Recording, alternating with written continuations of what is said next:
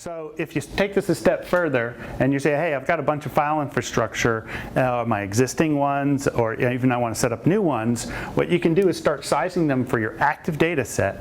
You can now have a whole bunch of these out here. They can all be dumping into the same central repository.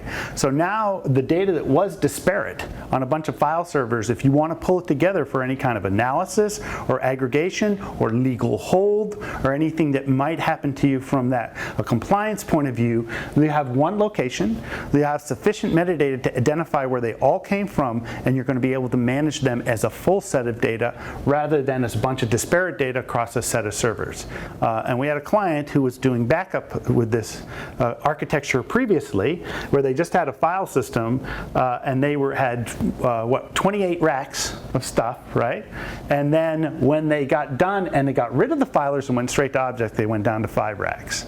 So the idea that you can consolidate, you don't need all this extra infrastructure, is your next step. So if you need these out there forever, that's great, but someday, once they're in here, if you want to move away and talk to them, you can just remove these file servers and you're off and running and you're just talking directly to your object store. I think there are being kind of 3 kind of customers for our products. So there's the one customer who says, I'm always going to need file and I'm never going to need object. I don't even really know what it is, but this infrastructure is too expensive and I can use it, but I'd rather not use so much of it. Now, how do I kind of create a common pool to put all this stuff into and use my file infrastructure as long as I want? That's number one customer.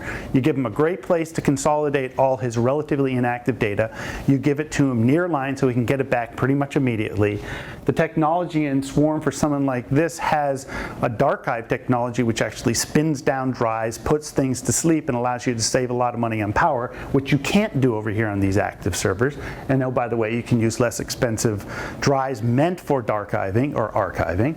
So now you have this file environment, which is great, and you have this central area which you keep the relatively inactive stuff, but it's immediately available. Okay? And in this situation, and in any situation, we don't recommend that if you're using it for a high-performance database server, that's not the things that we handle. We're everything but databases. Okay? The second customer is the one who knows they need object storage because they need the scale, they need the flexibility, they need the power of the object storage, they need the ability to pick whatever vendor they want to grow their infrastructure however they see fit without being locked into appliances. They need it because they have applications that already talk file. But what they need is the file name to go in such a way that now I can read it through the HTTP interface. And we have a number of clients like this who know they're using object, but they can't get away from the legacy apps because of the cost of doing it. This eliminates the ability to have to port those immediately, and you can focus on the value of your new applications executing against the data set here, and as necessary you can move stuff over, but you don't have to disrupt an existing process to do so, and you can move into a whole world of Hadoop and big data and managing your storage in a centralized, cost-effective storage environment. Okay? Those are the 2 primary clients that you'll see using this infrastructure. The last client is the one that says, I got a bunch of filers, I just want to get it in here and I want to get rid of them.